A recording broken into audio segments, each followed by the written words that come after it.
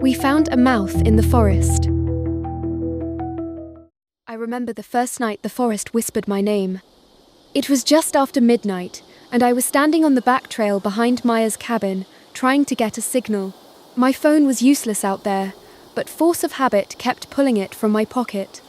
No bars, just a digital compass spinning like it didn't know where we were. I didn't blame it. The wind shifted through the trees in a strange way, like it moved sideways rather than forward. I was about to head back when I heard it. Jonah. My name, soft, stretched by wind but unmistakable. I froze. I told myself it was the trees creaking or the breeze sneaking through branches, but it said it again. Jonah. Not louder, closer. I turned and walked quickly back to the cabin, trying not to run. The woods were silent behind me, too silent. Inside, the others were still up. Maya was tending to the fire. Lucas was drinking his fourth beer. Paul and Alex were arguing about the rules of some card game. You okay? Maya asked when she saw my face. I shook my head. Thought I heard something. My name out in the woods. Lucas grinned. Creepy forest, says hi. Don't be a jerk, Maya said, though she smiled too. Alex frowned. You really heard that? I nodded. Paul shrugged. Probably an animal. Weird acoustics out here. They went back to their games. I sat on the couch, jaw clenched, pretending I wasn't still hearing it in my head. We were a group of city kids out in the middle of nowhere, doing the usual, trying to unplug from our lives, drink, laugh, detox from endless scrolling. Maya's family owned the cabin, a rustic wood frame house with a sagging porch and heavy beams. It had no internet, no TV, and barely any reception. It was heaven for the others. Me? I liked nature, sure, but something about this place made me feel like we weren't the only ones here, like we were being watched from behind the trees. The next morning, things got strange. Alex went off early to take photos. She was a nature photographer, mostly moss, insects, fungi. She loved the slow, strange beauty of decay. She was gone a long time, and we were just starting to get annoyed when she returned, eyes wide and face pale. You guys need to see this, she said. We followed her. It was about a 15-minute hike, a little off the trail, through thicker brush than we'd walked before. She stopped at the edge of a clearing and pointed. I stepped forward and my stomach dropped. It was a sinkhole, maybe 15 feet wide, 6 or 7 deep, but it wasn't just a hole. It was shaped like a mouth, perfectly formed, a lip-like ridge around the edge, the soil pulled back like flesh, dark roots curving inward like jagged teeth. The bottom dipped into a shadowy tunnel that looked like it swallowed light.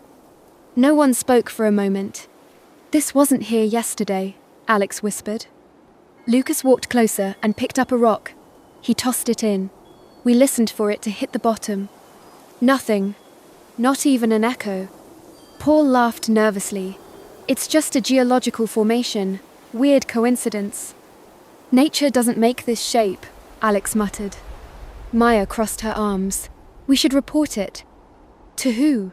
Lucas scoffed. No one's patrolling out here. We took a few pictures. Paul tried to use the GPS on his phone. The compass spun again. No signal. Eventually, we went back, but the image stuck with us. That night, I stared at the fire for hours, barely blinking. When the others went to bed, I stayed up, watching the trees. Then, around 2:30 a.m., it started again. A whisper soft, breathless. Jonah. I grabbed my flashlight and crept to the window. The trees didn't move, but the sound came again. Jonah, come here. I shivered and stepped back. My mind raced. I was being called by something that shouldn't know my name. Then I heard footsteps outside. I didn't check. I locked the door, climbed into bed, and pulled the covers over my head like a child. The next morning, Paul was gone. At first, we thought Paul was playing a prank. He was known for it. He once snuck a rubber snake into Maya's backpack during a hike and nearly got punched. So when we woke up and found his bed empty, shoes gone, and no note, that's what we assumed. Probably just went for a walk, Lucas said, yawning. He had that cigar he wanted to smoke, remember? No backpack, no coat, Alex pointed out. It's cold. Maybe he went to take pictures, Maya said, though she didn't sound convinced. We split up to look Alex, and I took the south trail toward the sinkhole. Lucas and Maya checked the ridge. We agreed to meet back at the cabin in an hour. The woods felt different. Not louder or quieter tighter. The space between the trees seemed smaller than before. I chalked it up to nerves, but even the light filtering through the pines looked off, dimmer, as if the sun didn't shine here the way it used to. When we reached the mouth, I immediately noticed something new. Dramax. The dirt at the rim was disturbed 2 shallow trenches in the soil, like someone had been pulled in. The ridges ran straight from the trail to the edge of the sinkhole, ending abruptly where the slope dipped out of sight. Alex crouched, examining the marks. There's no shoe prints leading away, she said. I didn't answer. I was staring into the mouth. I'd looked into it before, but this time I realized something that made my heart seize. The bottom had changed. What once looked like compact earth now seemed wet. The walls glistened. Roots inside curled like tendons. And then, faintly, I heard something. Not my name this time. Breathing. I grabbed Alex's arm. Let's go. We got back to the cabin just as Maya and Lucas returned. No one had seen Paul. When we told them what we found near the sinkhole, Lucas laughed, but it was forced. So what? You think the forest ate him? We're not saying that, Alex said, but someone or something dragged him. You two are really freaking me out. Good, I said. You should be freaked out. That night, we stayed together in the living room. No one wanted to sleep alone. We made a fire and kept it high. Lucas held his grandfather's shotgun across his knees, like it would make a difference. Around 10 a.m., the whispering began. This time, it was different. It wasn't calling my name. It was calling Paul's. Paul, come back. Come back, Paul. Maya sat up, eyes wide. Did you hear that? We all did. The sound came from the trees, circling us like a breeze. Lucas stood and walked to the door. Don't, Alex warned. He paused, hand on the knob. Then something moved outside the window just for a second, a shadow that wasn't shaped right. I ran to pull the curtains. We didn't sleep. In the morning, we checked the trail cam Lucas had set up to watch wildlife, just a cheap, motion-activated model strapped to a tree behind the cabin. We figured maybe it caught Paul leaving. What we found was worse. At 3:11 a.m., the footage showed something moving between the trees. Slow, swaying, almost graceful. It stepped into partial view, and Alex gasped. It was tall and pale, barely human. No clothes, no hair. Its limbs were long and wrong, like someone had stretched a person too far. It moved on all fours like a spider, but shifted upright for a second and sniffed the air. Then it looked straight into the camera. It had no eyes, but it smiled. And its mouth was full of other mouths, tiny, nested jaws where teeth should be. It whispered, "Paul." Lucas turned off the video. No one said a word for a long time. Later that day, we tried hiking to the ranger station. It was the only building marked on the old paper map Maya had in the cabin drawer, 2 miles northwest. We never made it. We got within 100 yards and found the path flooded with black water. Not just muddy wrong. The trees surrounding it had twisted together, branches locking like ribs. When we got closer, we saw something floating just beneath the surface. Teeth. Dozens of them. All human. We turned around. Back at the cabin, Maya started crying. "We're not supposed to be here," she said. "This place doesn't want us here." "You think the forest is alive?" Lucas snapped. "I think it's watching," she whispered. That night, we took shifts sleeping. Alex and I stayed up together while Lucas dozed in the corner and Maya paced the room. Every few minutes, we heard it again. Paul, Paul. But sometimes it slipped in other names. Jonah, Lucas, and once, just once, Alex. She jumped when she heard it.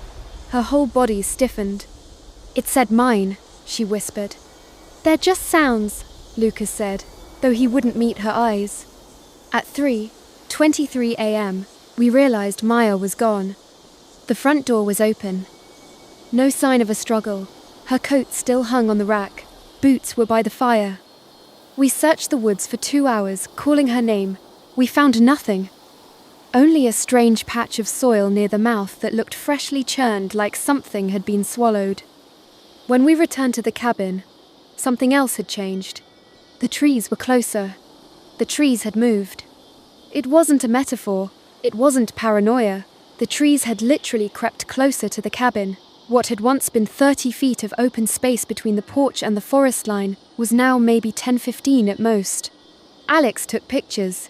She compared them to ones she'd taken on day one, and the proof was undeniable.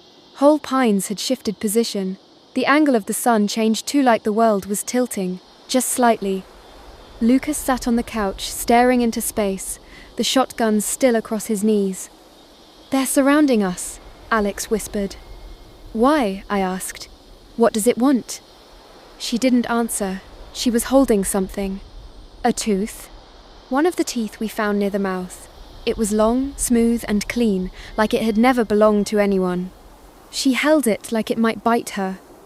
"I think it's copying us," she said, after a long pause. "When it whispers our names, I don't think it's just calling. I think it's learning, mimicking." I didn't want to believe her. I wanted to think this was just some toxic sinkhole or a weird natural gas leak causing hallucinations, or maybe we were all having a collective breakdown. But then the thing came to the cabin. We were all sitting in silence when it knocked. Just once. 3 slow, heavy taps on the front door. We froze. Lucas raised the shotgun. Alex mouthed, "Don't open it." The knocking didn't come again. Instead, we heard a voice from outside. Maya's voice. "Guys," she called. "It's me." Alex's eyes filled with tears.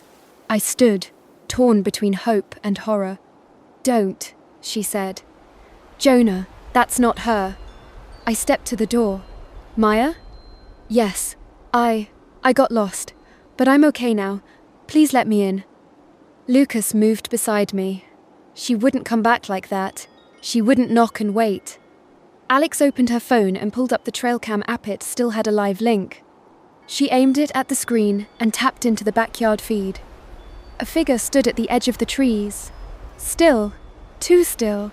It looked like Maya, but it didn't blink, and its head tilted too far, like its neck had no bones. Then it smiled. The skin at the corners of its mouth split, revealing rows of teeth far too deep. Alex turned off the feed. "It's wearing her." The voice outside stopped. We stayed up till sunrise. When we checked the porch in the morning, there was no sign of anything. But Lucas was gone. His boots were by the fire, the shotgun was leaning against the wall, and one of the windows previously nailed shut was cracked open from the inside. Alex screamed. We tore through the woods for hours, calling his name. Eventually, we found his hoodie snagged on a tree, torn down the back like something had grabbed him.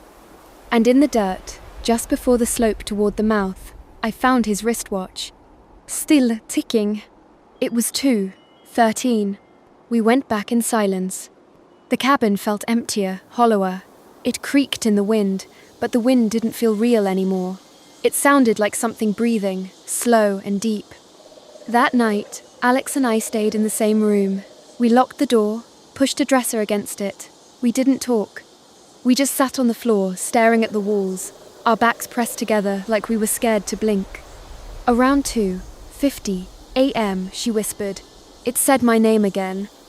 I didn't want to ask if she meant in her head or outside the window. I already knew the answer. Then she said something I'll never forget. "I think I'm changing." I turned to look at her. Her face was pale, drawn. Her hands shook. "I haven't eaten in 2 days, Jonah. I'm not hungry. And this morning, when I brushed my hair, some of it came out, and my gums, they're bleeding." I didn't know what to say. "I think it's getting in, not just through our names, through the place, through us. It's digesting us." We sat in silence for a long time. Then she said, "We need to go back to the mouth." "No," I said instantly. "We go near it, we disappear." It's the only place that answers. Everything else just watches. She was right. So the next day, we went. The trail had changed. It was longer than before, twisted. Trees leaned in from both sides, branches bent like arms to block our way. At one point, we passed something hanging from a low branch. It was Paul's hoodie, wet, stained. Inside the hood was something wrapped in vines. I cut it down. It was a jawbone, no flesh, just white bone with cracked teeth, still laced with scraps of gum. Alex looked at it for a long time, then whispered, "It's not killing us. It's copying us." We pressed on. The mouth was waiting. It had grown. It no longer looked like a pit, it had widened into a sloping tunnel, rimmed with jagged roots. The soil pulsed like muscle. The back wall was a dark red curve, and it throbbed. We heard a voice from inside. Luca's voice. "Help me." Alex's hand clutched mine. "Jonah, we can't. We have to see what it is." Before she could stop me, I stepped closer. And then something crawled out. It was small child-sized, naked, hairless, with skin like wax. Its arms were too long. Its mouth was lipless, ringed with what looked like insect mandibles. It opened that mouth and spat a tooth onto the ground. Then another. 7 in total. Each tooth had a name etched into it. Jonah, Paul, Lucas, Maya, Alex, Jonah, Alex. It repeated 2 names. It was still hungry. Alex pulled me back. "We need to burn it." "How?" "We burn everything." We ran.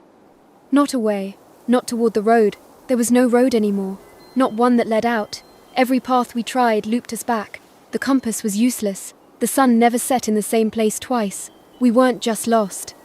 We were trapped inside something. It was Alex's idea to burn the cabin. "It's old," she said. "Dry. If we light it from every side, maybe the fire will spread. Maybe it'll damage whatever's underneath." "And if it doesn't?" I asked. She looked me dead in the eye. "Then we die faster." That night, we gathered every matchbook, every lantern, every ounce of lamp oil we could find. We soaked the walls, the floors, the windows. And we waited until after dark, when the forest began whispering again. It said all our names. Jonah, Alex, Jonah, Jonah, Alex. And then, new ones. Names we didn't recognize. Rachel, Matt, Sophia, Ben. More voices, more whispers. All of them pleading. All of them walking. Alex went upstairs to pour oil in the bedrooms while I struck the first match. The flame trembled, almost reluctant. I dropped it onto the soaked hearth rug. It flared instantly. The fire spread fast too fast. It wanted to burn. The walls sucked it up greedily. The windows cracked.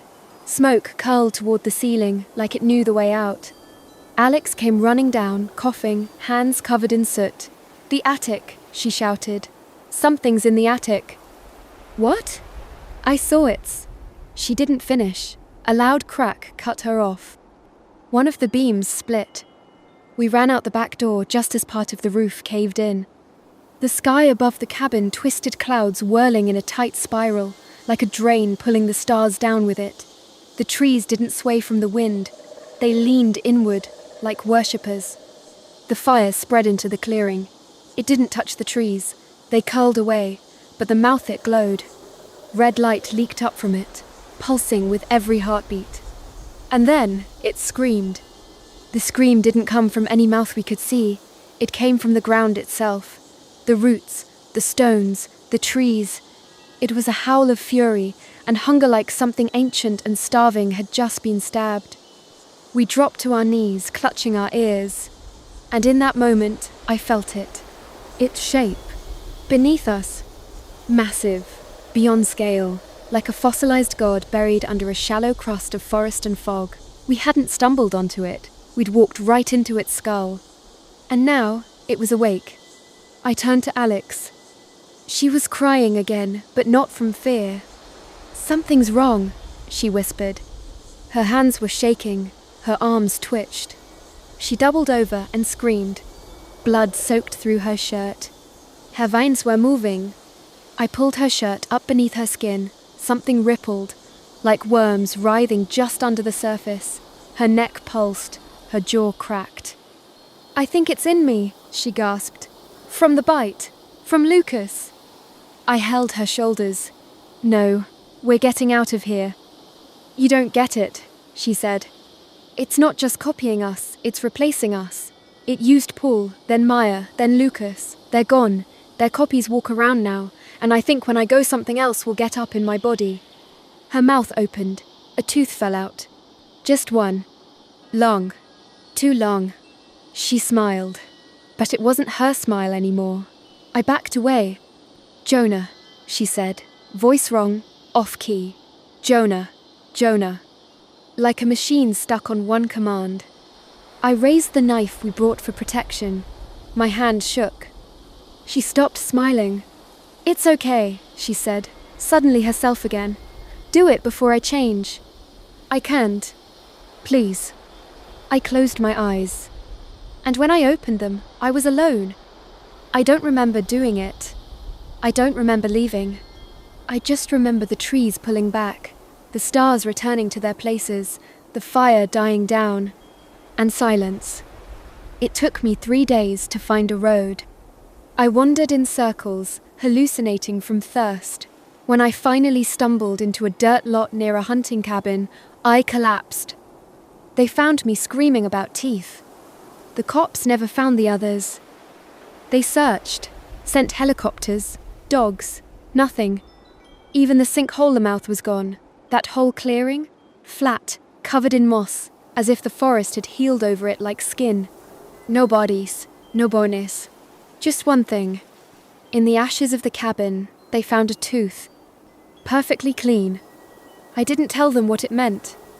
It's been 5 years. I live alone. Don't go near forests. Don't camp. I leave all the lights on at night. Sometimes I dream of her Alex. Sometimes she's smiling. Sometimes she's bleeding. Sometimes she's walking toward me, barefoot, whispering my name.